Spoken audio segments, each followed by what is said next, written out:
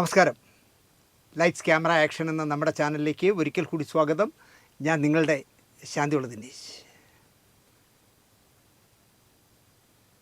ഈ മരണം എന്ന് പറയുന്നത് ആരുടെ നേരെ എപ്പോൾ വരുമെന്ന് പറയാൻ പറ്റില്ല. എൻ്റെ നല്ല എന്താ പറയുക, ഒരു അനിയനെ പോലെ എന്നെ ഇഷ്ടപ്പെട്ടിരുന്ന, ദിനേശ് ചേട്ടാ എന്ന് വിളിക്കുന്ന ആത്മാർത്ഥയോടെ വിളിച്ചിരുന്ന cinema serial production executive Ashokan രാത്രി ഉറങ്ങാൻ കിടന്നു, ഒരു പ്രശ്നമില്ലാതെ. നേരം വെളുത്തപ്പോൾ അറ്റാക്ക് വന്ന്, ഹൃദ്രോഗം വന്ന് ആളങ്ങ് പോയി. ഞാൻ വിവരം അറിഞ്ഞ് അദ്ദേഹത്തിൻ്റെ മകനെ വിളിച്ചു. അപ്പോൾ പറഞ്ഞു, ഞങ്ങളുടെ അശോകൻ എങ്ങനെ മരിച്ചേ? എന്നിട്ട് ഹാർട്ട് അറ്റാക്കായിരുന്നു. ശരി മോനെ വയ്ക്കുമെന്ന് പറഞ്ഞ് വച്ചു. ഞാൻ ശാന്തി കവാടത്തിൽ പോയി അശോകനെ ഇലക്ട്രിക് ചൂളയിലേക്ക് കയറ്റുന്ന അവസാന കാഴ്ച. അകത്തോട്ട് പോകുന്ന കാണാനുള്ള ധൈര്യമില്ല തന്നെ മാറിയിരുന്നു. ആ മകൻ കരയുന്ന, രണ്ടും ആൺമക്കളാണെന്ന് തോന്നുന്നു, രണ്ടുപേരും പൊട്ടി പൊട്ടി കരയുന്നു.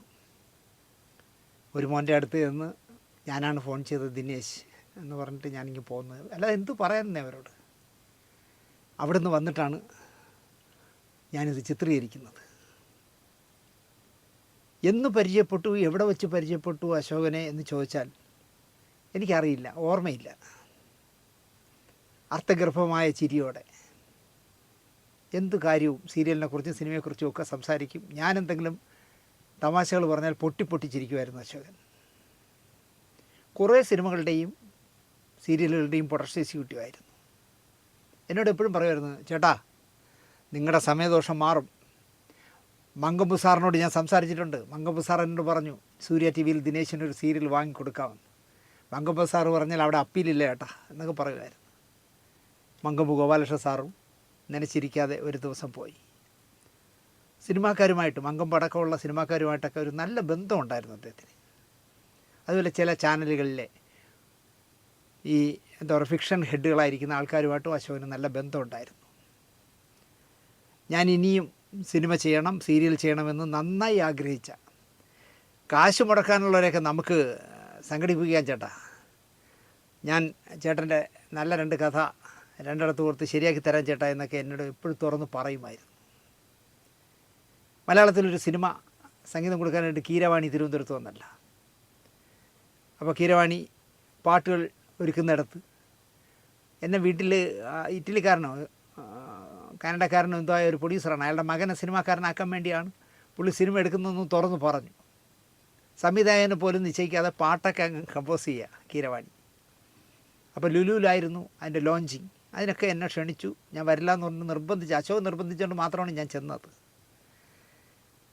അവസാനം അറിയുന്നു, ഈ പ്രൊഡ്യൂസർ എന്ന് പറഞ്ഞാൽ കഷിരയിൽ 10 പൈസയല്ല, ഈ വിദേശത്ത് വാസം മാത്രമേ ഉള്ളൂ. എനിക്കൊണ്ട് ഭാര്യയുടെ കീഴിൽ ജീവിക്കുന്നവനായിരിക്കും, 10 പൈസ വരുമാനം കാണില്ല. കുറേ ലൈബിലിറ്റി അശോകൻ്റെ തലയിൽ വെച്ച് കൊടുത്തിട്ട് അയാൾ മുങ്ങി. അങ്ങനെ കീരവാണി മലയാളത്തിൽ വീണ്ടും ചെയ്യാനിരുന്ന പാട്ട് അല്ലെങ്കിൽ പടം മുടങ്ങി. അതിനെ പറ്റി ഒരുപാട് നിസ്സംഗനായി അശോകൻ എന്നോട് സംസാരിച്ചു. ചേട്ടാ ഞാൻ ഇയാളെ വിശ്വസിച്ചു ചേട്ടാ, എന്നെ ഇങ്ങനെ പറ്റിക്കുമെന്ന് വിചാരിച്ചില്ല ചേട്ടാ എന്നൊക്കെ പറയുമായിരുന്നു. ഞാൻ പോട്ടെ കളാ, ഒരു അബദ്ധം പറ്റിപ്പോയി, പോട്ടെ, ഒരുപാട് പൈസ എൻ്റെ തലയിൽ വെച്ചിട്ട് പോയി ചേട്ടാ എന്ന് പറഞ്ഞു. അതുപോലെ തന്നെ ഒരു ദിവസം എന്നെ വിളിച്ച് കേട്ടു, ചേട്ടാ കുട്ടികൾക്ക് മേളിലേക്ക് പഠിക്കാൻ എൻ്റെ കയ്യിൽ കാശൊന്നുമില്ല, ഉപരിപഠനത്തിന് പോകണമെങ്കിൽ നല്ല തുക വേണം. ചേട്ടന് ലുലുവിൻ്റെ യൂസഫ് അലി ബായിയുമായിട്ട് നല്ല ബന്ധമല്ലേ, എന്തെങ്കിലും അദ്ദേഹത്തെ കൊണ്ടൊന്ന് സംഘടിപ്പിക്കാൻ നമുക്ക് പറ്റുമോ ചേട്ടാ എന്നെന്നോട് ചോദിച്ചു. ഞാൻ പറഞ്ഞു, അശോക ഗാന്ധി ഭവൻ വഴിയാണ് എനിക്ക് അദ്ദേഹത്തിന് ബന്ധം. ഒരുപാട് നേരം സംസാരിച്ചു, കൈ കൊടുത്തു, ഫോട്ടോ എടുത്തു എന്നുള്ളതല്ലാതെ ദിവസവും നൂറുകണക്കിന് പേരെ കാണുന്ന അദ്ദേഹം എന്നെ ഓർക്കണമെന്നില്ല. പക്ഷേ അദ്ദേഹത്തിൻ്റെ എന്താ പറയുക, തൊട്ട് താഴെയുള്ള നന്ദൻ എന്ന് പറയുന്ന തിരുവനന്തപുരത്തുകാരനായിട്ട് ഞാൻ നല്ല ബന്ധമാണ്, വരട്ടെ നമുക്ക് നോക്കാം എന്നൊക്കെ ഞാൻ അശോകൻ്റെ പറഞ്ഞു. അശോക് പിന്നെ എവിടെ നിന്ന് ഒപ്പിച്ചെന്ന് തോന്നുന്നു. ഇന്ന് വെളുപ്പിന് എല്ലാം ഇട്ടെറിഞ്ഞ് അശോകൻ പോയി. പാവം, അശോകൻ്റെ ആത്മാവിന് നിത്യശാന്തി നേരുന്നു.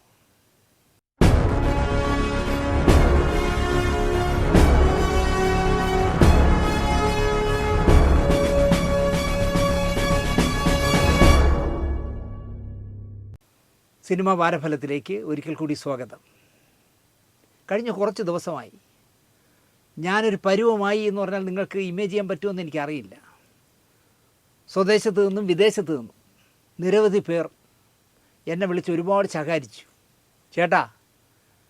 ചേട്ടന് വേറെ പണിയൊന്നുമില്ല ചേട്ടാ, ജന്മനാ ഫ്രോഡായ ആ ചെറുക്കന് വേണ്ടി പ്രാർത്ഥിക്കണമെന്നൊക്കെ എന്തിനാണ് ചേട്ടാ പറയുന്നത്?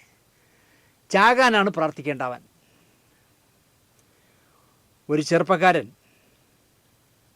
വന്ന് എന്നോട് പറഞ്ഞൊരു കമൻറ്റ് എന്താണെന്ന് ചോദിച്ചാൽ, ദിനേശ് ചേട്ടാ, ഞങ്ങൾക്ക് ചേട്ടൻ ഗാന്ധിജി ആവുന്നതിനോട് ഒട്ടും താല്പര്യമില്ല, ചേട്ടൻ ഭഗത് സിംഗ് ആവണം, ഞങ്ങൾക്ക് അങ്ങനെ കാണാനാണ് ദിനേശ് ചേട്ടനെ ഇഷ്ടം.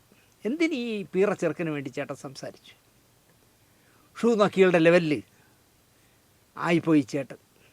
ആ തല്ലിപ്പൊളി ചെറുക്കൻ ചാകട്ടി ചേട്ടാ, സിനിമ കാണാൻ പോകുന്നവർക്കെങ്കിലും സമാധാനം കിട്ടും. അവന് പ്രാർത്ഥനയല്ല, നല്ല ഇടീര കുറവാണ് എന്നൊക്കെ പറഞ്ഞ് ഒരുപാട് പേര് എന്നെ വിളിച്ച് സംസാരിച്ച്.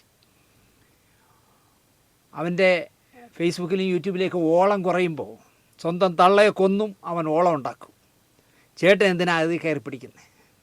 ചേട്ടൻ നോക്കിക്കോ, 6 മാസത്തിനകം ആ എരപ്പാളി പറയും അവൻ എയ്ഡ്സ് ആണെന്ന്. അതിട്ടൊക്കെ വേണേൽ കെട്ടിക്കോ എന്ന് ചോദിച്ച് പിറകെ നടന്ന ഏതോ ഒരു നടിയിൽ നിന്നുമാണ് അവന് കിട്ടിയെന്നും വേണമെങ്കിൽ അവൻ പറയും. കാരണം എന്തും പറയാൻ മടിയില്ലാത്ത തെമ്മാടിയല്ലേ ചേട്ടാ. നാടിനും വീടിനും വേണ്ടാത്ത അലവലാതിയെപ്പറ്റി ചിന്തിച്ച് ചേട്ടൻ എന്തിനാണ് വിഷമിക്കുന്നത്? അവൻ ഫ്രോഡാണ്. ആരൊക്കെയോ അവന് ഇപ്പോഴുള്ള അസുഖങ്ങളുടെ പേരുകൾ പറഞ്ഞു, ട്രീറ്റ് ചെയ്താലും മാറില്ല എന്ന് പറഞ്ഞു. ആരൊക്കെയോ അവന് ചാകാറായ അസുഖം വന്നു എന്ന് പറഞ്ഞതിൻ്റെ കൂട്ടത്തിൽ തന്നെ അവൻ തന്നെ പറയുന്ന വീഡിയോകളും ഫേസ്ബുക്കിലെ കുറിപ്പുകളും എനിക്ക് അയച്ചു തന്നു. ലോകത്താരെങ്കിലും ഞാൻ ഇത്ര ദിവസത്തിനും ചാകുമെന്ന് കള്ളത്തരം പറയില്ല എന്ന് ഞാൻ വിശ്വസിച്ചു. ആരെങ്കിലും പറയുമോ ഞാൻ മറ്റന്നാൾ ചാവും എന്ന്? പറയില്ലല്ലോ. അപ്പോൾ അതുകൊണ്ട് തന്നെ ഞാൻ ഏറിയാൽ 2 മാസം ഇനി ജീവിച്ചിരിക്കുള്ളൂ എന്ന് അവനിങ്ങനെ മറ്റേ വാവളം തന്നെ പോലെ ഇരുന്ന് തുറന്ന് പറയുമല്ലോ. അങ്ങനെ പറഞ്ഞപ്പോൾ ഞാനതങ്ങ് വിശ്വസിച്ചു. ഇവനൊക്കെ ഏത് ലെവലിലും പോവും എന്ന് ചിന്തിക്കാൻ തോന്നിയില്ല. ഇന്ന് എനിക്ക് വന്ന ഒരു വിഷ്വൽ, ഈ ഫ്രോഡ് മറ്റൊരു ഗജ പോക്കിരിയുടെ കൂടെ ഇരുന്ന് കാര്യങ്ങൾ വിശദീകരിക്കുന്നു, ഒപ്പം ഫ്രൂട്ട് സലാഡോ എന്തോ നക്കി തിന്നുകയും ചെയ്യുന്നു.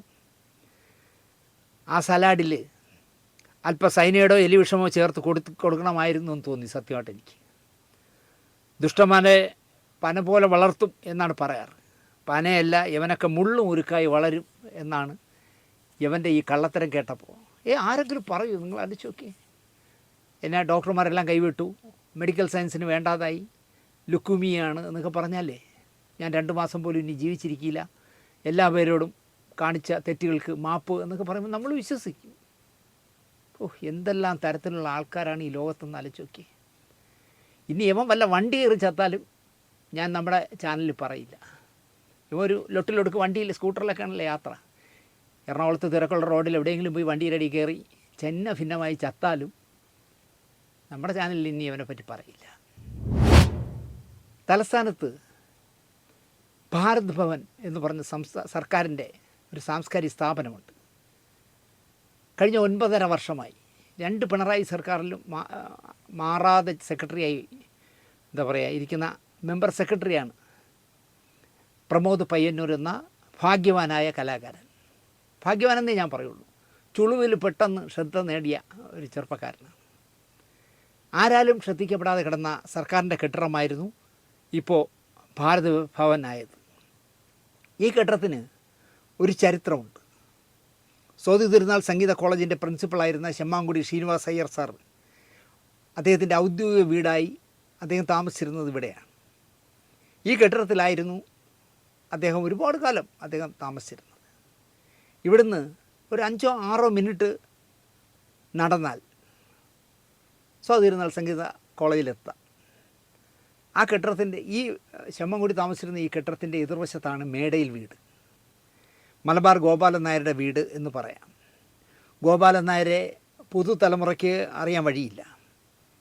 MG രാധാകൃഷ്ണൻ, പ്രൊഫസർ ഓമനക്കുട്ടി, MG ശ്രീകുമാർ എന്നിവരുടെ അച്ഛൻ.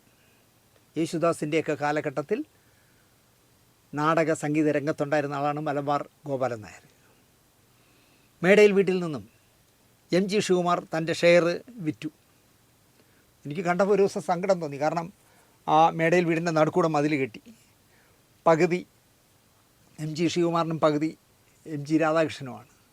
രാധാകൃഷ്ണൻ ചേട്ടൻ മരിച്ചിടം തന്നെ ശ്രീകുമാർ കയറി നടുക്കൂടെ മതിൽ കെട്ടി. കണ്ടപ്പോൾ എനിക്ക് ഭയങ്കര കഷ്ടം തോന്നി. കാരണം അങ്ങനെയുള്ളൊരു വീടായിരുന്നു, അത് ഐശ്വര്യമുള്ള ഒരു വീടായിരുന്നു.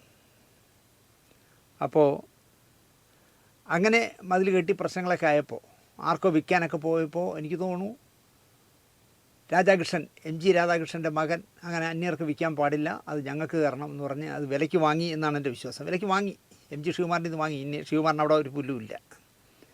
അങ്ങനെ മേടയിൽ വീട് പോറലേൽക്കാതെ ഇപ്പോഴും നിൽക്കുന്നു. ആ കെട്ടിടത്തോട് ചേർന്ന് തന്നെ കോൺക്രീറ്റ് കെട്ടിടം കെട്ടി ഓമന കുട്ടി ടീച്ചറും താമസിക്കുന്നു.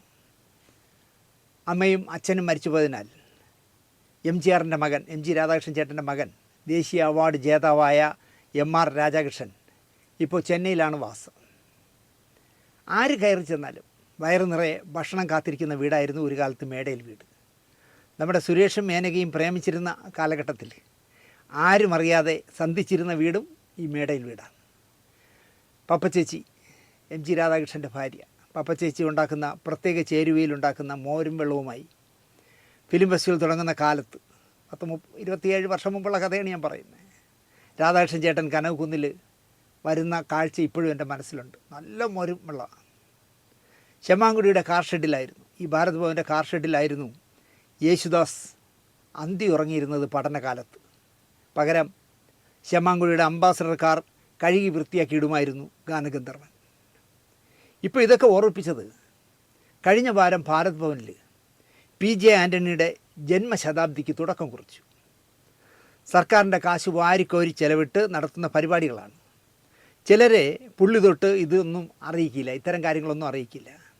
ആയിരങ്ങൾ ചെലവിട്ട് പ്രോഗ്രാമിൻ്റെ ക്ഷണക്കത്തൊക്കെ റെഡിയാക്കും. എന്നിട്ട് വേണ്ടപ്പെട്ടവർക്ക് എർത്തുകൾക്ക് മാത്രം കൊടുക്കും. അല്ലെങ്കിൽ ഈ പ്രമോദ് പയ്യന്നൂരിനെ കാണുമ്പോൾ ഓച്ചാനിച്ച് നിൽക്കുന്നവന്മാരുണ്ടല്ലോ, നാണം കെട്ടവന്മാർ, അവന്മാർക്കൊക്കെ കൊടുക്കും ക്ഷണക്കത്ത്. നമ്മളെപ്പോലുള്ളവരെയൊന്നും ഇത് അറിയിക്കുക പോലും ഇല്ല. ഞാൻ പത്രത്തിലൂടെയാണ് കണ്ടത് PJ ആൻ്റണിയുടെ ജന്മശതാബ്ദി ആഘോഷത്തിന് ഭാരത് ഭവനിൽ തുടക്കമിട്ടു. എന്നെ കാണുമ്പോൾ മെമ്പർ സെക്രട്ടറിയായ പ്രമോദ് പയ്യന്നൂർ വെടല ചിരിച്ച് സംസാരിക്കും, ഭയങ്കര സ്നേഹം കാണിക്കും. ഒന്നാമത് എൻ്റെ ശ്രീനിവാസൻ പറഞ്ഞിട്ടുണ്ട്, അതിവിനയം കാണിക്കുന്നവനെയും കൃത്രിമ വിനയം കാണിക്കുന്നവനെയും സൂക്ഷിക്കണമെന്ന്. പക്ഷേ ഇത്തരം പരിപാടികളൊന്നും അറിയിക്കുകയില്ല. ഒരു പക്ഷേ ഈ ചടങ്ങ് ഉദ്ഘാടനം ചെയ്തത് മധുപാലായതുകൊണ്ട് ഇനിയിപ്പോൾ മധുപാലിനെ പ്രീതിപ്പെടുത്താനായിരിക്കും എനിക്ക് ക്ഷണക്കത്തൊന്നും അയക്കാത്തത്. കാരണം സർക്കാർ നടത്തിയ കോൺക്ലേവിൽ സാംസ്കാരിക ക്ഷേമതയിൽ ഒരു പുല്ലും നടക്കുന്നില്ല എന്നൊക്കെ ഞാൻ സജി ചെറിയാനോട് സംസാരിച്ചല്ലോ മൈക്കെടുത്ത്. അപ്പോൾ അതുമുതൽ പിന്നെ മധുപാൽ എന്നെ കണ്ട പരിചയം കാണിക്കാറില്ല. അപ്പോൾ മധുപാൽ മുഖ്യ അതിഥിയായി വരുന്നിടത്ത് പ്രമോദ് പയ്യന്നൂർ സാറൊക്കെ നിൽക്കുന്ന സ്റ്റേജിൻ്റെ മുന്നിലൊക്കെ കസേരയും ഞാൻ ചെന്നിരുന്ന ചിലപ്പോൾ ഇവർക്കൊക്കെ വെകിളി പിടിക്കും. അതുകൊണ്ടായിരിക്കും ക്ഷണക്കത്ത് അയക്കേണ്ടതെന്ന് വിചാരിച്ചെന്ന് തോന്നുന്നു. എനിക്ക് സർക്കാരിനോട് പറയാനുള്ളത്, 10 വർഷമൊന്നും ഒരു പോസ്റ്റിൽ ഒരാളെയും ഇരുത്താതിരിക്കാൻ സർക്കാർ ഓർക്കണം എന്നാണ് എനിക്ക് പറയാനുള്ളത്. ഇനിയും വീണ്ടും LDF സർക്കാർ വരികയാണെങ്കിൽ ഈ പൊറുതി അടുത്ത 15 വർഷത്തേക്ക് ഒന്നും കൊടുക്കരുത്. 5 വർഷം കഴിയുമ്പോൾ മാറ്റണം. അല്ലെങ്കിൽ പല തരികിടകളും നടത്തും, പല ഗ്രൂപ്പുകളും ഒക്കെ ഉണ്ടാക്കും. ഇതുപോലുള്ള ചേരിതിരിവുകളും തിരസ്കരിക്കലും തമസ്കരിക്കലും ഗ്രൂപ്പുകളെയും ഒക്കെ ഉണ്ടാകുന്നത് ഈ നീണ്ട കാലഘട്ടം കൊടുക്കുമ്പോഴാണ്. ഈ 10 വർഷം പ്രമോദനമൊക്കെ കൊടുത്തതുകൊണ്ടാണ് ഇത്തരം കളികൾ. കാരണം എല്ലാ കളകളെയും 10 വർഷത്തിനകം പഠിച്ചു കാണുമല്ലോ. ഇന്ന് കാണുന്ന ഭാരത് ഭവൻ കെട്ടിപ്പടുത്തത് ഉമ്മൻചാണ്ടിയുടെ ഭരണകാലത്ത് മെമ്പർ സെക്രട്ടറി ആയിരുന്ന സതീഷ് ബാബു പയ്യന്നൂരാണ്. കോൺഗ്രസ്സുകാരനായ പയ്യന്നൂർ എന്നെ അടക്കമുള്ള കമ്മ്യൂണിസ്റ്റുകാരെ കൃത്യമായി എല്ലാ പരിപാടികളും അറിയിക്കുമായിരുന്നു. അതാണ് അവരുടെ ഒരു ക്വാളിറ്റി. പക കൊണ്ട് അല്ലെങ്കിൽ വഞ്ചന കൊണ്ട് ചതി കൊണ്ട് നടക്കുന്നവരല്ല. വിടല ചിരിച്ച് പറ്റിക്കില്ല. സതീഷ് ബാബു എല്ലാ പ്രോഗ്രാമിനും, ഭാരത് ഭവനിലെ എല്ലാ പ്രോഗ്രാമിനും എനിക്ക് ക്ഷണക്കത്തയക്കുമായിരുന്നു, ഞാൻ പോകുമായിരുന്നു. സേവപിടുത്തക്കാരാകുമ്പോൾ 10 അല്ല, അടുത്ത ടൈമും ഇടതുപക്ഷം വന്നാൽ അടുത്ത 15 വർഷം കൂടി 5 വർഷം കൂടി കൊടുക്കും. സ്വർണ്ണപ്പാളി പോലെ ഇവിടെ നിന്നും വാർത്തകൾ വരാൻ സാധ്യതയുണ്ടെന്ന് എനിക്ക് തോന്നുന്നു. ഒരു കണക്കെടുപ്പൊക്കെ എടുത്താൽ, കാരണം ലക്ഷങ്ങളാണ് പ്രോഗ്രാമുകൾക്കായി മറിയുന്നത്. ഒരു കണക്കെടുത്താൽ ശബരിമലയിലെ സ്വർണ്ണപ്പാളി പോലെ തന്നെ ചിലപ്പോൾ ഇവിടെയും പല പാളികളും തുറക്കാൻ സാധ്യതയുണ്ട്. നോക്കാം. എൻ്റെ ജീവിതത്തിലെ ഏറ്റവും വലിയ ഭാഗ്യം എന്താണെന്ന് ചോദിച്ചാൽ, ബാലചന്ദ്രൻ ചുള്ളിക്കാട് അടക്കം കുറച്ച് നല്ല സാഹിത്യകാരന്മാരുമായി നല്ല ആത്മബന്ധം എനിക്കുണ്ട്. ഈ അടുത്ത കാലത്തും ബാലണ്ണനെ തിരുവനന്തപുരത്ത് റെയിൽവേ സ്റ്റേഷൻ ക്യാൻറ്റീനിൽ വെച്ച് കണ്ടു. അതിരാവിലെയുള്ള വരവാണ്. ഏതോ സീരിയലിൽ അഭിനയിക്കാനായാണ് അദ്ദേഹം വന്നത്. ഞാൻ സിന്ധുവിനെ പരിചയപ്പെടുത്തി. സീരിയൽ നടനായിട്ട് സിന്ധുവിനെ അറിയാമായിരിക്കും. കാരണം പുസ്തകങ്ങളുമായിട്ടൊന്നും അങ്ങനെ ബന്ധമില്ലല്ലോ. ബാലണ്ണൻ്റെ ചിദംബര സ്മരണയിലെ ചില അനുഭവ കഥകൾ ഞാൻ പറഞ്ഞു കൊടുത്തും അറിയാം. കുട്ടികളായിരുന്നപ്പോൾ വള്ളത്തിൽ വെച്ച് ഉമ്മം കൊടുക്കാത്തവളെ വർഷങ്ങൾക്ക് ശേഷം ദൈന്യഭാവത്തിൽ കണ്ടപ്പോൾ പഴയ ഉമ്മൻ ചോദിച്ച കഥയൊക്കെ ഞാൻ സിന്ധുവിന് പറഞ്ഞു കൊടുക്കുമ്പോൾ അങ്ങേര് ചുമ്മാതെ എഴുതുന്നതായിരിക്കുമെന്ന് സിന്ധു പറയും. മുസ്ലിം പെണ്ണ ഉമ്മൊക്കെ ചോദിച്ചാലേ വിവരമറിയും എന്നൊരു ഭീഷണിയും സിന്ധു എന്നോട് മുഴക്കുമായിരുന്നു. അതെഴുതിയ ആളാണ്, അല്ലെങ്കിൽ ചിദംബര സ്മരണ എഴുതിയ ആളാണ് ഈ ഇരിക്കുന്നതെന്ന് ഞാൻ വിശദീകരിച്ചില്ല. ചിലപ്പോൾ സ്ഥലകാല ബോധമില്ലാതെ ഓർക്കാതെ സിന്ധു കയറി ചോദിച്ചളയും, നിങ്ങൾ ആ പെൺകുട്ടിക്ക് സത്യം പറഞ്ഞാൽ കല്യാണം കഴിഞ്ഞൊരു കുഞ്ഞൊക്കെ ആയ ശേഷം അവളെ കണ്ടപ്പോൾ ആ ഉമ്മൻ ചോദിച്ചത് ശരിയാണോ എന്നൊക്കെ ചോദിച്ചളയും ചിലപ്പോൾ ബാലണ്ണനോട്. ബാലണ്ണൻ നല്ല മൂഡിലല്ലെങ്കിൽ ഉത്തരവും ചിലപ്പോൾ കാർക്കശ്യത്തിലാവും. നമ്മൾ പറയാൻ വന്നത് ഇതൊന്നുമല്ല. പെരുമ്പടവം ശ്രീധരൻ എന്ന എൻ്റെ പ്രിയപ്പെട്ട എഴുത്തുകാരനെ പറ്റി പറയാനാണ്. ലക്ഷക്കണക്കിന് കോപ്പികൾ, ശരിക്കും പറഞ്ഞാൽ 132 പതിപ്പിൽ എഡിഷനിലെത്തിയിരിക്കുകയാണ് ഒരു സങ്കീർത്തനം പോലെ എന്ന് പറഞ്ഞ അദ്ദേഹത്തിൻ്റെ നോവൽ. ഒരു സങ്കീർത്തനം പോലെ അടക്കം 70-ലധികം നോവലുകളുടെ രചയിതാവാണ് പെരുമ്പടവം ശ്രീധര സാർ. 17 വയസ്സ് ശ്രീധര സാറിനുള്ളപ്പോഴാണ് ലൈല എന്ന പെൺകുട്ടിയെ പ്രേമിച്ച് കെട്ടി കൂടെ കൂട്ടിയത്. ലക്ഷ്യമില്ലാതെ അലഞ്ഞ് തലസ്ഥാനത്തെത്തി. ഇവിടെ തമലം എന്ന സ്ഥലത്ത് ഇപ്പോൾ ഒരു വീട് വച്ച് വർഷങ്ങളോളം വാടക മുറികളിൽ ദുസ്സഹമായ ജീവിത സാഹചര്യത്തിൽ ജീവിച്ചതിന് ശേഷം ഇപ്പോൾ തമലത്തൊരു നല്ല സ്റ്റൈലും വീടൊക്കെ വെച്ച് പെരുമ്പടവം സാർ താമസിക്കുന്നു. എൻ്റെ ഭാര്യ കുടുംബത്തിൻ്റെ വിളക്കായിരുന്നു എന്ന് എപ്പോഴും പറയുന്ന മനുഷ്യനാണ് ശ്രീധരൻ സാർ. ഭാര്യയുടെ നീണ്ട കാലത്തെ അസുഖവും പിന്നെയുള്ള വിട പറയലും പിന്നെ പ്രായത്തിൻ്റെ അസ്കിതയുണ്ട് ഇപ്പോൾ സാറിനെ ഇപ്പോൾ നന്നായി ഇതൊക്കെ അലട്ടുന്നുണ്ട്. ഭാര്യയുടെ യാത്ര പറയലും പ്രായവും എല്ലാം കൂടി സാറിനെ അലട്ടുന്നുണ്ട്. 87 വയസ്സായി. കഴിഞ്ഞ ഒക്ടോബർ 26-ന്, അതായത് 2024 ഒക്ടോബർ 26-ന് വയലാർ അവാർഡ് ദാനത്തിന് നമ്മുടെ യൂണിവേഴ്സിറ്റി സെനറ്റ് ഹാളിൽ ഞാൻ വയലാർ ട്രസ്റ്റിൻ്റെ പ്രസിഡൻ്റായ പെരുമ്പടവം സാറിനെ കണ്ടിരുന്നു. മകൾ അല്ലി ഉരുട്ടിയ വീൽ ചെയറിലായിരുന്നു അന്ന് അദ്ദേഹം ആ ഫംഗ്ഷന് വന്നത്. ഈ വരുന്ന 26-ാം തീയതിയും ഞാൻ സാറിനെ കാണും. സാറിൻ്റെ ഭാര്യ മരിച്ചപ്പോഴാണ് അവസാനമായി സാറിൻ്റെ വീട്ടിൽ ഞാൻ പോയത്. കഴിഞ്ഞ ഒക്ടോബർ 26-നും വരാൻ പോകുന്ന ഒക്ടോബർ 26-നും ഇടയിൽ വേറൊരു കാര്യം സംഭവിച്ചു. അദ്ദേഹത്തിൻ്റെ മകൻ ക്യാമറാമാൻ, കൈരളി ചാനലിലൊക്കെ ഉണ്ടായിരുന്നതാണ് ക്യാമറാമാൻ പെരുമ്പടവം ശ്രീകുമാർ, എന്നെ ഒരു ദിവസം വിളിച്ചു. അച്ഛന് ഒന്ന് കാണണം. കാട്ടാക്കടയിലുള്ള പങ്കജ കസ്തൂരി ആയുർവേദ ആശുപത്രിയിലാണ് അച്ഛൻ. രാവിലെ 8 മുതൽ വൈകുന്നേരം 5 മണി വരെ ഇവിടെ കാണും. ഞാൻ ചെന്നു, ആശുപത്രിയിൽ ചെന്നു, പങ്കജ കസ്തൂരി ചെന്നു. അപ്പോഴാണ് ശ്രീകുമാർ പറയുന്നത്, ഇവിടെ ആയുർവേദ ട്രീറ്റ്മെൻറ്റുകളൊക്കെ കഴിഞ്ഞിട്ട് അച്ഛൻ വിശ്രമിക്കുമ്പോൾ ശ്രീകുമാർ അവിടെ കിടക്കുന്ന സോഫയിലിരുന്ന് ലൈറ്റ്സ് ക്യാമറ ആക്ഷൻ വെച്ച് കാണും. ദേവരാജൻ മാഷിനെ പറ്റി ഞാൻ ചെയ്ത ഏതോ ഒരു പ്രോഗ്രാം ശ്രീകുമാർ കണ്ടുകൊണ്ടിരിക്കുമ്പോൾ സാറൊന്ന് ശ്രദ്ധിച്ചു, ഈ വർത്തമാനം പറയുന്നവൻ്റെ ശബ്ദം എവിടെയോ കേട്ടിട്ടുണ്ടല്ലോ എന്ന്. എൻ്റെ പ്രോഗ്രാം ശ്രീകുമാർ പെരുമ്പടവം സാറിന് കേൾപ്പിച്ചു കൊടുത്തു, കാണിച്ചു കൊടുത്തു. ചിരിക്ക് വളരെ ദുർലഭമുള്ള ആളാണ് പെരുമ്പടവം സാർ. വളരെ സന്തോഷം തോന്നിയപ്പോലും ചുണ്ടിലൊരു ചെറിയ പുഞ്ചിരിയേ വരുള്ളൂ. പിണറായിയേക്കാളും കഷ്ടമാണ്. എൻ്റെ മുഖം സ്ക്രീനിൽ കണ്ടപ്പോൾ സാറൊന്ന് ചിരിച്ചു നന്നായിട്ട്. യവനൊരു വഴക്കാളിയാണ്. ഇവിടെ എവിടെയോ ആണ് അവൻ്റെ വീട്. ഒന്ന് വരാൻ പറ, എനിക്കൊന്ന് കാണണം. പങ്കജ കസ്തൂരിയുടെ അടുത്തല്ല എൻ്റെ വീടെന്ന് പെരുമ്പടവം ശ്രീകുമാറിന് നന്നായിട്ട് അറിയാം. പറഞ്ഞില്ല, എന്നെ വിളിച്ച് കാര്യം പറഞ്ഞു. പിറ്റേന്ന് ഞാൻ ചെന്നു. കുറച്ച് നേരം സംസാരിച്ചു. ഞങ്ങൾ തമ്മിൽ സംസാരിക്കുന്നത് ശ്രീകുമാർ ഞങ്ങൾ രണ്ടുപേരുടെയും പെർമിഷൻ വാങ്ങിക്കാതെ ഫോണിൽ ഫോട്ടോ ആയിട്ട് എടുത്തു. ചായ കുടിച്ച് പിരിഞ്ഞു. ഇതും ഇവിടെ പറയാനിരുന്നതല്ല. സാറിൻ്റെ അഭയം രാമു കാര്യാട്ട് സിനിമയാക്കി. 1980 വന്ന മരിച്ചുപോയ മോഹൻ സംവിധാനം ചെയ്ത സൂര്യദാഹത്തിൻ്റെ കഥാകൃത്ത് എന്നുള്ള നിലയ്ക്ക് മികച്ച കഥാകൃത്തിൻ്റെ സംസ്ഥാന അവാർഡും സാറ് നേടി.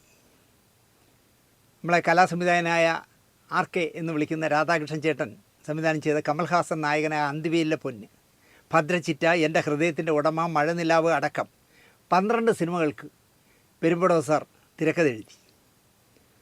സൂര്യദാഹം ചെയ്ത സംവിധായകൻ മോഹന് ഒരു പുതിയ തിരക്കഥ എഴുതി ആ സിനിമയ്ക്ക് വിട പറയും മുമ്പേ എന്ന് പേര് വിട്ടു. സിനിമ പുറത്തു വന്നപ്പോൾ തിരക്കഥാകാരൻ്റെ പേര് ജോൺ പോൾ എന്നായി. എഴുതിയതിൻ്റെ കാശും ശ്രീധർ സാറിന് കൊടുത്തില്ല. ആ ചതിക്ക് ശേഷം ഞാൻ സിനിമയെ വെറുത്തു എന്നാണ് പെരുമ്പടവ് സാർ പറയാറ്. നോവൽ എഴുത്തിൽ മാത്രം അദ്ദേഹം ശ്രദ്ധ വച്ചു. മോഹൻ തിരുവനന്തപുരത്ത് വെച്ചാണല്ലോ സ്ട്രോക്ക് വന്ന് ആശുപത്രിയിലാവുന്നത്. മോഹനേട്ടൻ സ്ട്രോക്ക് വരുന്നതിന് മുമ്പ് 1 മാസം മുമ്പ് എന്തിനോ തിരുവനന്തപുരത്ത് വന്നപ്പോൾ തമലത്തുള്ള പെരുമ്പടവത്തിൻ്റെ വീട് അന്വേഷിച്ച് ചെന്ന് സാറിനോട് മാപ്പ് പറഞ്ഞു. ഇവിടെ പറയും മുമ്പിൽ ചെയ്ത തെറ്റിന് സാർ മറുപടിയൊന്നും പറഞ്ഞില്ല. അഭയം കേരള ശബ്ദം നോവൽ മത്സരത്തിൽ 1ാം സമ്മാനം നേടിയ നോവലാണ്. മനോരഞ്ജത്തിൽ അച്ചടിച്ചു വന്ന അഷ്ടപതിക്ക് കേരള സാഹിത്യ അക്കാദമി അവാർഡ് ലഭിച്ചു. 1993 ഒരു സങ്കീർത്തനം പോലെ എഴുതുന്നുണ്ട്. എൻ്റെ സുഹൃത്തു കൂടിയായ ആശ്രമം ഭാസിയുടെ സങ്കീർത്തനം പബ്ലിക്കേഷൻസ് വഴിയാണ് 132ാമത്തെ പതിപ്പും വിൽക്കുന്നത്. സങ്കീർത്തനം പോലെ ദസ്തേവിസ്കിയുടെ കഥയാണല്ലോ, അദ്ദേഹത്തിൻ്റെ ആത്മകഥയാണ്. റഷ്യൻ ഭാഷയിൽ ട്രാൻസ്ലേറ്റ് ചെയ്തു. റഷ്യയിൽ വലിയ സ്വീകരണം പെരുമ്പടവ് സാറിന് കിട്ടി. നരേന്ദ്രപ്രസാദിനെയും ആനിയെയും വച്ച് ഈ നോവൽ സിനിമയാക്കിയാൽ മനോഹരമായ ഒരു സിനിമയാകുമെന്ന് ഞാൻ ഒരുപാട് കാലം സ്വപ്നം കണ്ടിരുന്നു. സാറിനോടൊന്നും പറഞ്ഞിട്ടില്ല. സാറിൻ്റെ മരുമകൻ എൻ്റെ അടുത്ത, അല്ലിയുടെ ഭർത്താവ് എൻ്റെ അടുത്ത സുഹൃത്താണ്.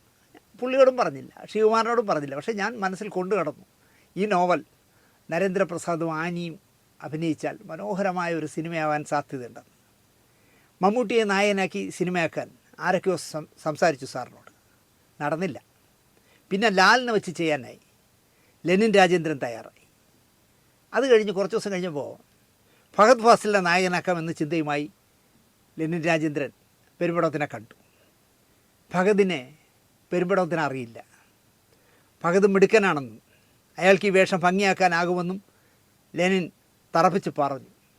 മാത്രമല്ല അദ്ദേഹത്തിൻ്റെ മകൾ അല്ലി ഫഹദിൻ്റെ സിനിമകളുടെ CD ഒക്കെ ഇട്ട് TV കാണിച്ചും കൊടുത്തു. പക്ഷേ യാഥാർത്ഥ്യമാക്കാൻ പറ്റുന്നതിന് മുമ്പ് ലെനിൻ വിട പറഞ്ഞു.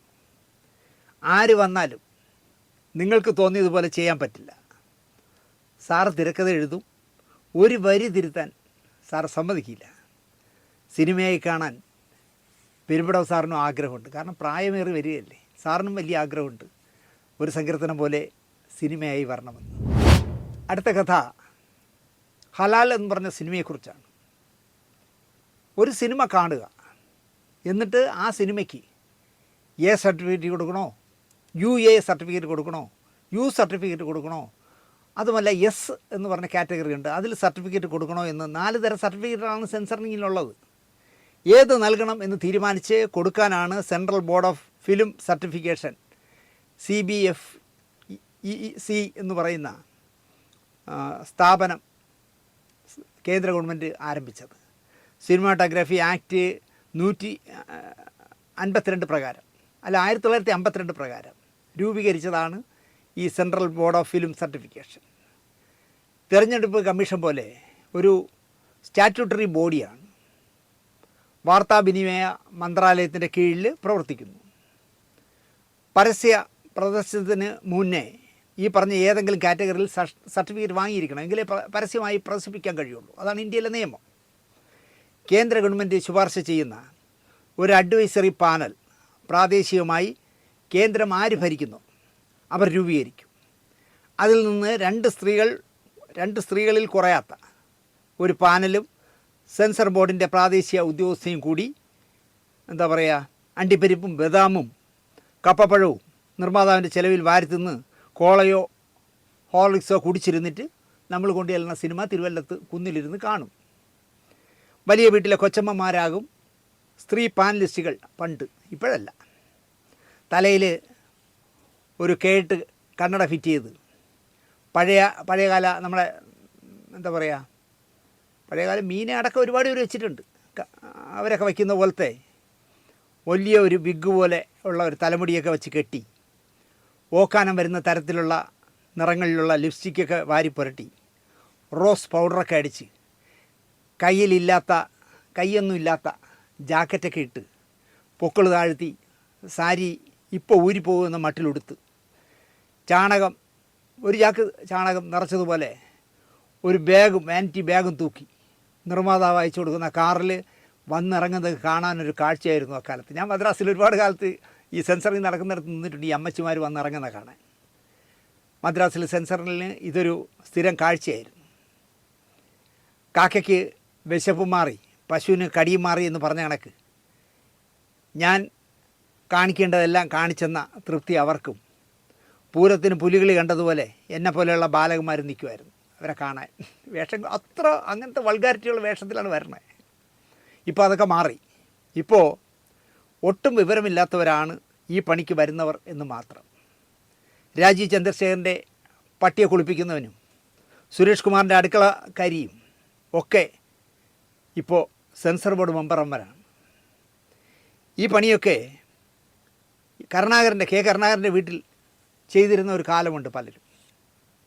കേന്ദ്രം ആര് ഭരിക്കുമോ അവരോട് ഒട്ടി നിൽക്കുന്നവർക്കാണ് ഈ സെൻസർ ബോർഡിൽ ഈ അംഗത്വം കിട്ടുന്നത്, അംഗമാകാൻ പറ്റുന്നത്, സെൻസർ ബോർഡ് മെമ്പറാകാൻ പറ്റുന്നത്. അരവിന്ദനും ബക്കറും ഷാജിയൻ കരുണും ഭാസ്കരൻ മാഷും സേതുമാധവനും ഐ വി ശശിയും ഭരതനും പത്മരാജനും ഒക്കെ നേരത്തെ പോയതും സിനിമ എടുപ്പ് അടൂർ ഗോപാലകൃഷ്ണൻ നിർത്തിയത് നന്നായി എന്ന് ഞാൻ പറയും. അതൊരു നല്ല കാര്യമായി എന്നാണ് എനിക്ക് പറയാനുള്ളത്. ഇവരുടെയൊക്കെ സിനിമ കണ്ട് ഏത് സർട്ടിഫിക്കറ്റ് നൽകണം, ഏതൊക്കെ കട്ട് ചെയ്ത് കളയണം എന്നൊക്കെ ഇപ്പോൾ തീരുമാനിക്കുന്നത് സാധാ സിനിമ എടുക്കുന്ന സംവിധായകൻ്റെ മുന്നിൽ പോലും ഇരിക്കാത്ത കാവിച്ചരട് കയ്യിൽ കെട്ടിയത് മാത്രം പരിഗണിച്ച് സിനിമ സ്റ്റില്ലെടുക്കുന്നവനും സുരേഷ് ഗോപിയുടെയും സുരേഷ് കുമാറിൻ്റെയും ഒക്കെ എർത്തായി നടക്കുന്നവന്മാരുമൊക്കെയാണ്. അതിലൊക്കെ PhD എടുത്തവന്മാരാണ് ഇപ്പോൾ സെൻസർ ബോർഡ് മെമ്പേഴ്സ്. ഇവനൊക്കെയാണ് ഇപ്പോൾ മലയാള സിനിമയുടെ അല്ലെങ്കിൽ കുറേ അമ്മച്ചിമാർ ഇവരാണ് തീരുമാനിക്കുന്നത്, കൊച്ചമ്മമാരുമാണ് തീരുമാനിക്കുന്നത്. ഒരു സിനിമയിൽ എന്തൊക്കെ പറയണം, എന്തൊക്കെ പറയണ്ട, എങ്ങനെ എടുക്കണം എന്നൊക്കെ തീരുമാനിക്കുന്നത് ഇവരാണ് തിരുവല്ലത്തിരുന്നുണ്ട്. അല്ലെങ്കിൽ പിന്നെ നോക്കിയേ, ഒരു പടം സെൻസറിങ്ങിന് വന്നപ്പോൾ നായകൻ മുസ്ലിം നടനാണല്ലോ, ഈ പറയുന്ന അബിയുടെ മകൻ ഷൈനികം. പടത്തിൻ്റെ പേര് ഹാൽ. പടം മുഴുവൻ വെട്ടിക്കളിക്കുകയാണത്രേ സെൻസർ പണ്ഡിതന്മാർ.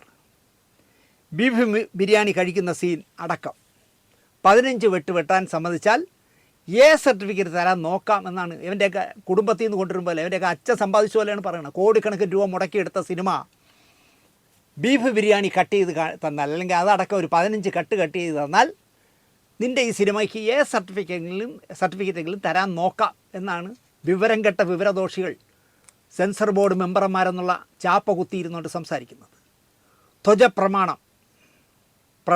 പ്രമാണമല്ല, ധ്വജപ്രണാമം, സംഘം കാവലുണ്ട് തുടങ്ങിയ വാക്കുകൾ കട്ട് ചെയ്യണമെന്നാണ്. ഈ 15 കട്ടിൽ ഒന്ന് ഇതൊക്കെയാണ്. ധ്വജപ്രണാമം എന്ന് പറയരുത്, സംഘം കാവലുണ്ട് എന്നും പറയരുത്. രാമായണത്തിലെ നായിക സീതയുടെ പേരിൻ്റെ പര്യായമായ ജാനകി എന്ന് പേരിട്ടതിൻ്റെ പേരിൽ പാര പണിഞ്ഞവന്മാരാണ് ഈ പാഴുകൾ. സിനിമ നിർമ്മിച്ചവൻ ഹൈക്കോടതിയെ സമീപിച്ചിരിക്കുന്നു. ഈ സിനിമ എടുത്തവർക്ക് ബുദ്ധി ഇല്ലാഞ്ഞിട്ടാണ് എന്ന് ഞാൻ പറയും. ദേശീയ പതാകയെ, നമ്മളൊക്കെ ബഹുമാനത്തോടെ കാണുന്ന ദേശീയ പതാകയെ 3 പീറ തുണി കൂട്ടിക്കെട്ടിയാൽ ദേശീയ പതാക ആകില്ല എന്ന് പറഞ്ഞ ഒരു ഐറ്റം ഉള്ള നാടാണ് കേരളം. ഒരു പുല്ല് സംഭവിച്ചില്ല, ആരും ഒന്നും ചെയ്തില്ല. 3 പീറ തുണികളെടുത്ത് 3 കളറുള്ള 3 പീറ തുണി കെട്ടിയാൽ ദേശീയ പതാക ആവുമെന്ന് ചോദിച്ചവൾ പിള്ളേരെ പഠിപ്പിക്കുന്ന അധ്യാപികയാണ്. ഇവിടുത്തെ ഒരു സർക്കാരും അവളെ ഒരു ചുല്ലും ചെയ്തില്ല എന്നുള്ളതാണ്. സെൻസർ കടമ്പ കടക്കാൻ ധ്വജപ്രണാമം എന്നതിന് പകരം അവരതിൽ കോണക പ്രണാമം എന്നാക്കിയാൽ മതിയായിരുന്നു. സെൻസർ കിട്ടി തന്നെ. കാരണം ധ്വജ എന്ന് പറഞ്ഞതാണ് പ്രശ്നം. ധ്വജ എന്ന് പറഞ്ഞാൽ ഞങ്ങളുടെ അച്ഛൻ സമ്പാദിച്ചതാണെന്നാണ് ഉമാർ കരുതി വെച്ചേക്കണേ. ഷൂ നക്കികൾ കാവലുണ്ട് എന്ന് പറഞ്ഞാലും മലയാളിക്ക് സംഗതി പിടികിട്ടും. നിങ്ങളെന്തിനാണ് ആവശ്യമില്ലാതെ സംഘം കാവലുണ്ടെന്നൊക്കെ എഴുതി വെച്ചേ? ഷൂ നക്കികൾ കാവലുണ്ട് എന്ന് എഴുതിയാൽ പോരെ. നമ്മൾ സിനിമ രാഷ്ട്രീയം പറയാൻ പാടില്ല എന്ന് ആത്മാർത്ഥമായി വിശ്വസിക്കുന്ന ഞാൻ ഇപ്പോൾ അതാ ലൈഫ് ക്യാമറയിലൂടെ ഇതൊക്കെ പറയേണ്ടി വരുന്നത് ഗതികേട് കൊണ്ടാണ്. ഒരു സിനിമ എടുത്തു പോയി എന്നുള്ളൊരു കുറ്റത്തിന് കേന്ദ്രം ഭരിക്കുന്ന പാർട്ടിയുടെ വാലാട്ടികളാണ് എന്ന് വെച്ചിട്ട് കെട്ടും പൊട്ടും ഒക്കെ ഉള്ള കുറേ എണ്ണം തിരുവല്ലത്ത് കുന്നിലിരുന്ന് കാണിക്കുന്ന പോക്കൃത്തനങ്ങളെക്കുറിച്ചാണ് ഞാൻ ഈ പറയുന്നത്.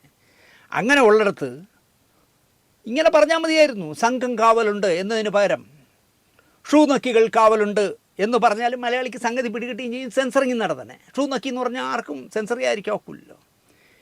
ബീഫ് ബിരിയാണി കാണിച്ചിട്ട് ഇത് കാള ബിരിയാണി എന്ന് സബ് ടൈറ്റിൽ കാണിച്ചാൽ മതിയായിരുന്നു. ഇവർക്കൊന്നും ചെയ്യാൻ ഒക്കില്ല. ഇത് കാള ബിരിയാണിയാണ് എന്നെഴുതി കാണിച്ചാൽ മതിയായിരുന്നു. കാള ഏതോ ദൈവത്തിൻ്റെ മൃഗമാണ്. ഇപ്പം ഞങ്ങൾക്ക് കിട്ടിയ എലിയെ കൊല്ലാൻ ഒക്കില്ലല്ലോ. ഗണപതിയുടെ വാഹനമല്ലേ.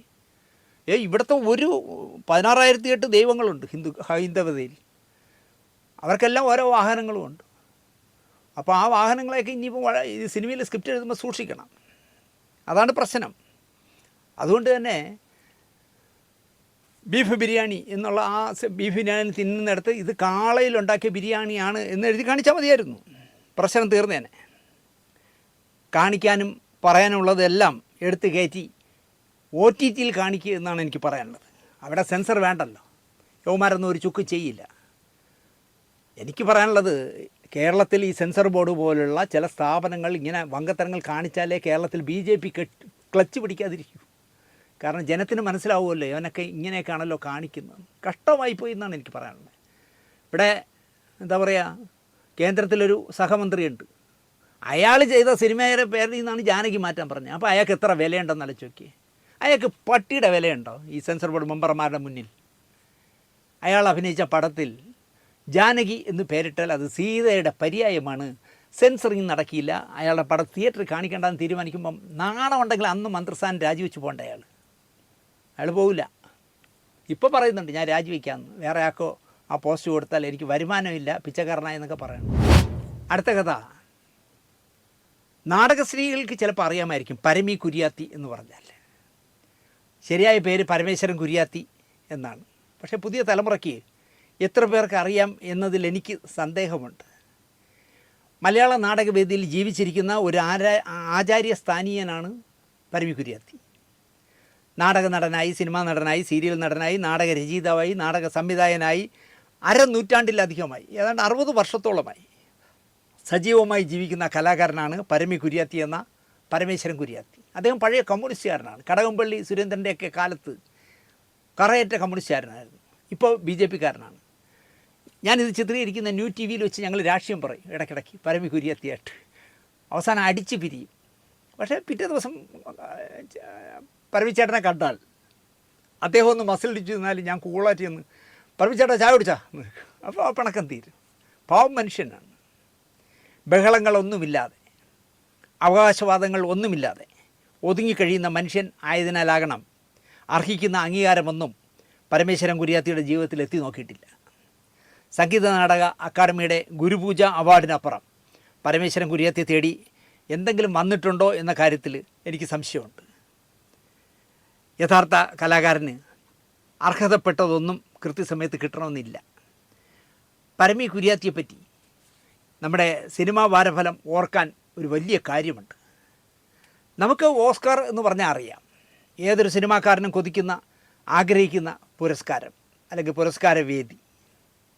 AR റഹ്മാനും റസൂൽ പൂക്കുട്ടിയും ഒക്കെ ഓസ്കാർ വേദിയിൽ കയറി നിൽക്കുന്നത് കണ്ടപ്പോൾ നമ്മൾ ഭാരതീയർ അഭിമാനം കൊണ്ട മുഹൂർത്തമായിരുന്നു. പ്രത്യേകിച്ച് റസൂൽ പൂക്കുട്ടിയുടെ മറുപടി പ്രസംഗം.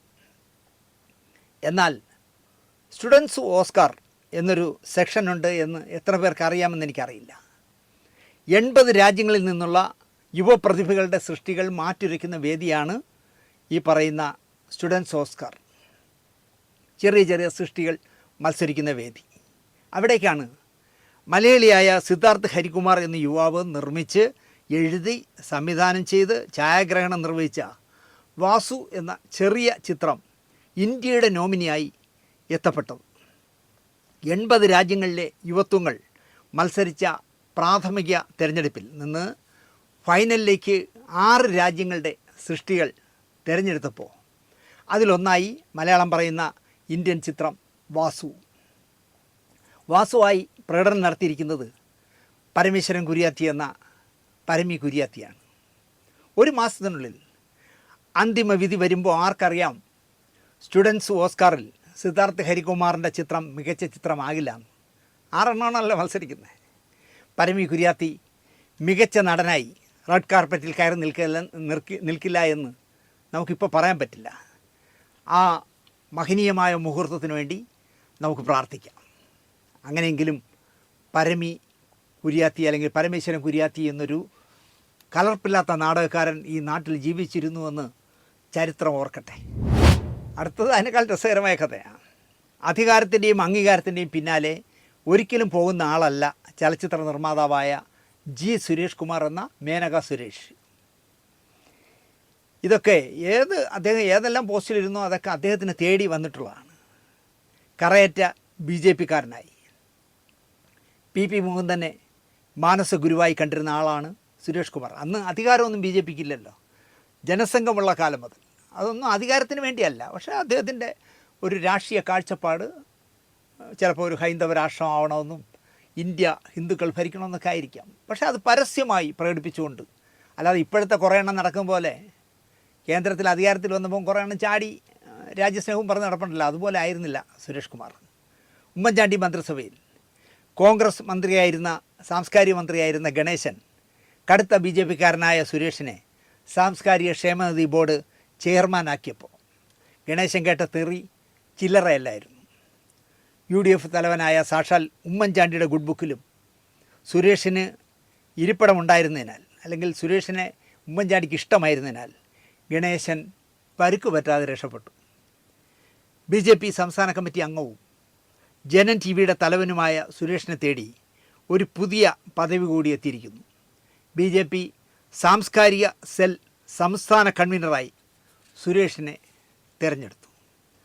സാംസ്കാരിക സെൽ കൺവീനറായി എന്ന് കരുതി സ്വന്തം പാളയത്തിലെ സംസ്കാരം എന്താണെന്നറിയാത്തവരെ ഉപദേശിച്ച് നേരെയാക്കാനൊന്നും സുരേഷ് കുമാർ മെനക്കെടണ്ട എന്നാണ് എനിക്ക് പറയാനുള്ളത്. നരേന്ദ്രമോദി പ്രധാനമന്ത്രിയായപ്പോൾ കരാൾക്കടയിലെ വലിയ കരയുള്ള കസവ് നേരിയതും വാങ്ങിപ്പോയി രാജ്യസ്നേഹിയായി ഒരു അവസരവാദിയെയും ഉപദേശിച്ച് നേരെയാക്കാൻ സുരേഷ് നിൽക്കണ്ട എന്നാണ് എനിക്ക് പറയാനുള്ളത്. കാരണം നേരെയാവില്ല.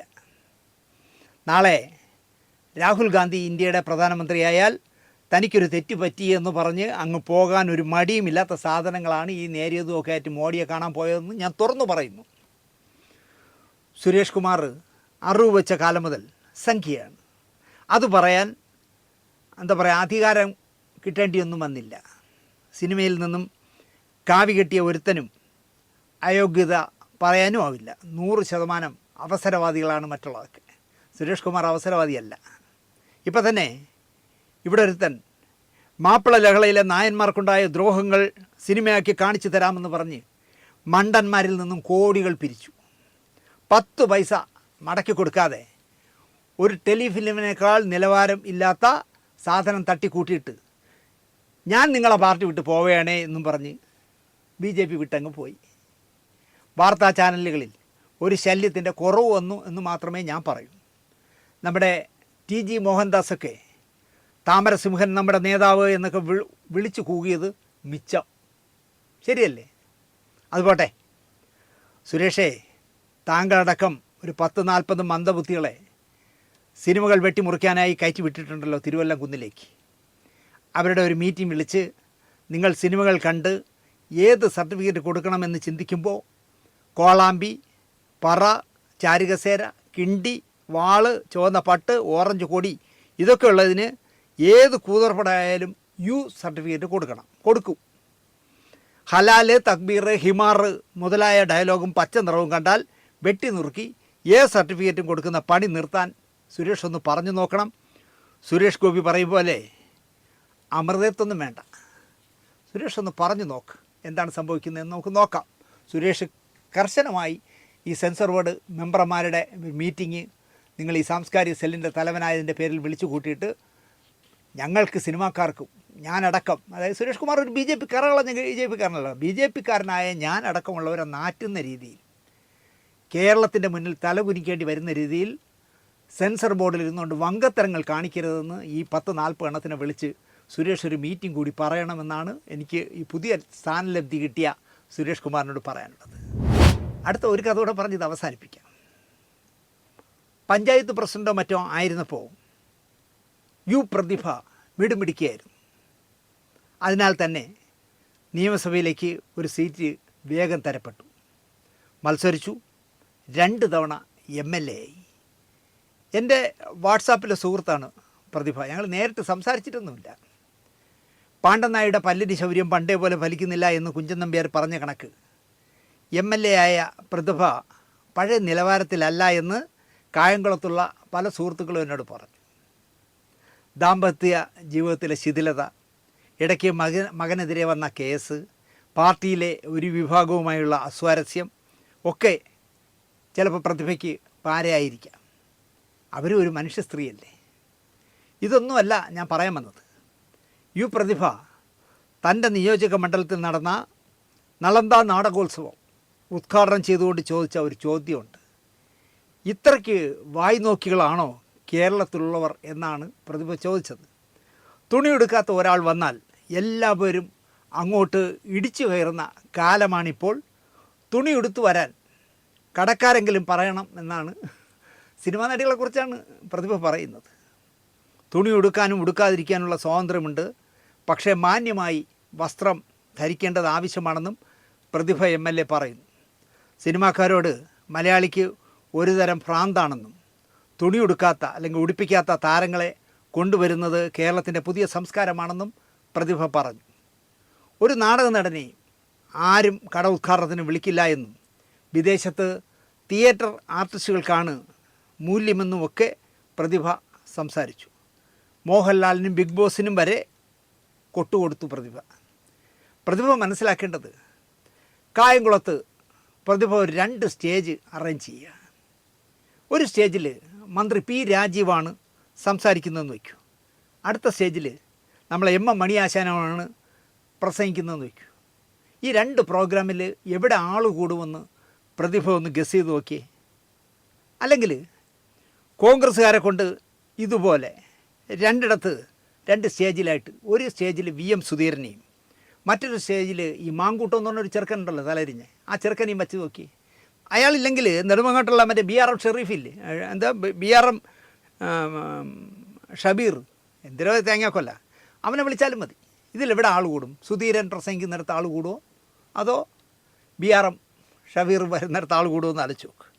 അതും വേണ്ട, BJP തന്നെ എടുക്കാം. നമുക്ക് CK പത്മനാഭൻ സംസാരിക്കുന്നു എന്ന് വെച്ചോളൂ ഒരിടത്ത്. മറുവശത്ത് ഈ ശശികല എന്ന് പറഞ്ഞൊരു പിള്ളേരെ അക്ഷരം പഠിപ്പിക്കുന്ന ഒരു സ്ത്രീ ഉണ്ടല്ലോ, 2 പേരും 2 സ്റ്റേജിൽ നിർത്തി നോക്കി.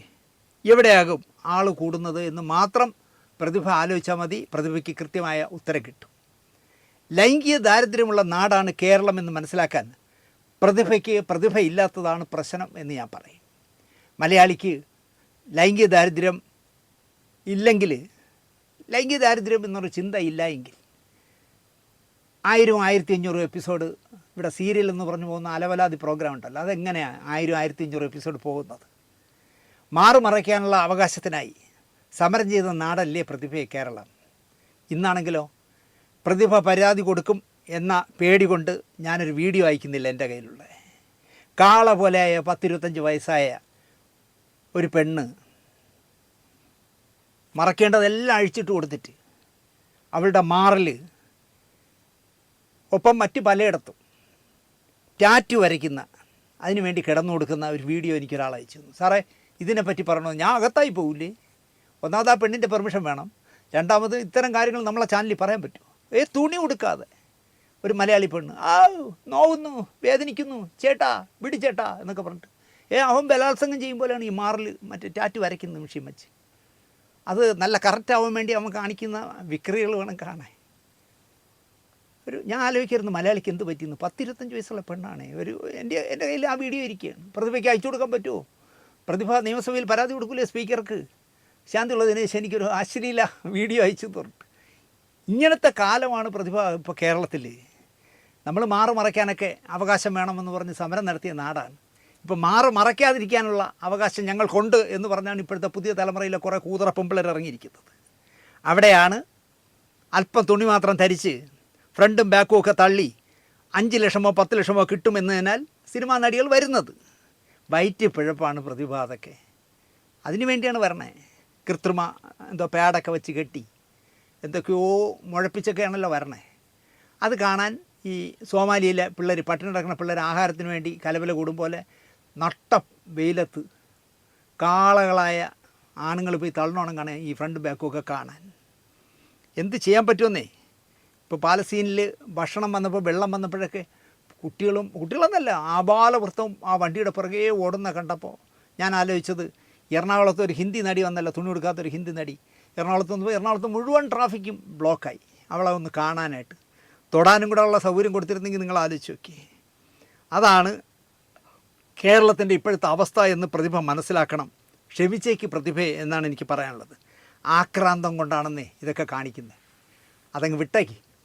അത് സിനിമാക്കാരുടെ കുഴപ്പമല്ല. അവൾ കാറ്റുള്ളപ്പോൾ തൂറ്റുക എന്ന് പറയുമ്പോൾ 10 പൈസ ഉണ്ടാക്കാനുള്ള അവസരം വന്നപ്പോൾ അവൾ കൃത്രിമ സാധനങ്ങളൊക്കെ വച്ച് കെട്ടി ഉദ്ഘാടനത്തിന് വരുന്നു. എന്നിട്ട് എല്ലാവരും നോക്കി ഇങ്ങനെയൊക്കെ കാണിക്കും. യൗമാരെ അതോടെ കോൾമേർക്കുള്ളൂ. ഓ, ഇത്ര നേരം വെയിലത്ത് നിന്നെങ്കിൽ എന്ത്, ചേച്ചി നമ്മളെ നോക്കി കാണിച്ചല്ലോ എന്ന് പറഞ്ഞ് പോകും. നമ്മുടെ നാടിൻ്റെ ഇപ്പോഴത്തെ അവസ്ഥ അതാണ് പ്രതിഭ. അതുകൊണ്ട് ഇത്തരം ആത്മരോഷങ്ങളൊന്നും പുറത്ത് പ്രകടിപ്പിക്കേണ്ട. കാരണം എവൻ്റെയൊക്കെ വോട്ട് അടുത്തവണ നിങ്ങൾക്ക് കിട്ടേണ്ടതാണ്. ഇതിൽ കൂടുതൽ ഞാനൊന്നും പറയുന്നില്ല. ഇതിൽ ഞാൻ സുരേഷ് ഗോപിയോട് പറഞ്ഞതാലും ശരി, BJP-യെക്കുറിച്ച് പറഞ്ഞാലും ശരി, സെൻസർ ബോർഡിനെ കുറിച്ച് പറഞ്ഞാലും ശരി, പ്രതിഭയെക്കുറിച്ച് പറഞ്ഞാലും ശരി, എൻ്റെയും രോഷം തീർക്കാൻ വേണ്ടി പറയുകയാണ്. സത്യം പറഞ്ഞാൽ ഇപ്പോൾ സിനിമ ഡയറി ഉള്ളത് എനിക്ക് സിനിമാ രംഗത്ത് കാണിക്കുന്ന കൂതറകൾ കാണിക്കുന്ന പോക്രിത്തനങ്ങൾ വിളിച്ചു പറയാൻ ഒരു വഴിയായാലും എൻ്റെ BP കുറയ്ക്കാനുള്ളൊരു വഴിയാണ് ഇപ്പോൾ സത്യം പറഞ്ഞാൽ സിനിമ നമ്മുടെ ഭാരഫലം പറയുന്നത്. അങ്ങനെ കണ്ടാൽ മതി. ഇതൊക്കെ ഈ നാട് ഇങ്ങനെ പോവുള്ളന്നേ, അതിനപ്പുറം പോവില്ല. ഞാൻ വീണ്ടും വീണ്ടും വീണ്ടും പറയുന്നത് ശരിയല്ല.